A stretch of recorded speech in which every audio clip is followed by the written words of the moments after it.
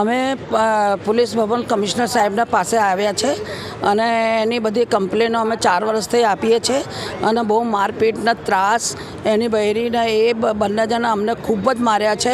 મારા પતિને બોગીનવેલનું કુંડું ફેંકીને માર્યું હતું. એ ફોટો સાથે હું બધું લાવી છું, બધું પ્રૂફ છે મારા પાસે.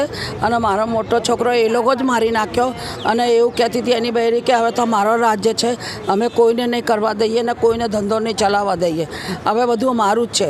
એના માટે પહેલાં હોટલ ખોલેલી, પણ હોટલ એને ડ્રિંકિંગ કરીને બરબાદ કરી દીધી અને મારા છોકરાની શોપમાં એને ઘૂસપટ્ટી મારી અને જબરજસ્તીનો પહેરો કર્યો છે એને કે બધું મારું છે, હું કેસ લડીને કે તમારું બધું હું લઈ લેવાની છું. એટલે અમને મારપીટ કરે છે. મારી છોકરીઓને બધી આવે છે સાસરી રીતે, તો એ લોકોને બી મારપીટ કરી છે અને મારા માથામાં મોટી ઈજા આવી હતી.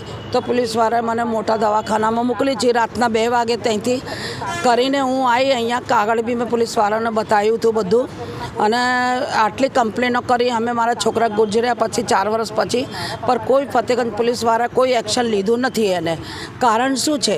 કારણ એ કહેતો હતો, એ પોતે રવિ કહેતો હતો કે પોલીસવાળા મારા ખિસ્સામાં જ છે, કે હું મારા ખિસ્સામાં પોલીસ મારી કશું બગાડી નહીં શકતી કે. એટલે એ લોકો એવું કર્યું. એટલે અમે 3-4 વર્ષ મારા છોકરા ગયા પછી અમે માર ખાતા રહ્યા છે. બહુ દુઃખી કરી દીધા છે. ગંદા એક્શન મા બાજુ કરે છે અને ઇશારા કરે છે અને ખરાબ ગંદુ તારી માનું આમ કરું તેમ કરું એવું બધું ગંદુ બોલે છે. એટલે અમે એને બેદખલ કરીએ છીએ, એના છોકરાને બેદખલ કરીએ છીએ અને એને કરીએ છીએ, એની બહેરીને બેદખલ કરીએ છીએ.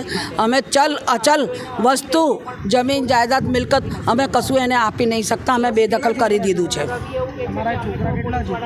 મારા છોકરા 2 હતા. એક એને મોસંબીનું જ્યુસ પીવડાવીને મારી નાખ્યો હતો. એને ખબર નથી શું થયેલું, એટલે એને પીવડાવીને તરત જ એનું જીવ જતું રહેલું.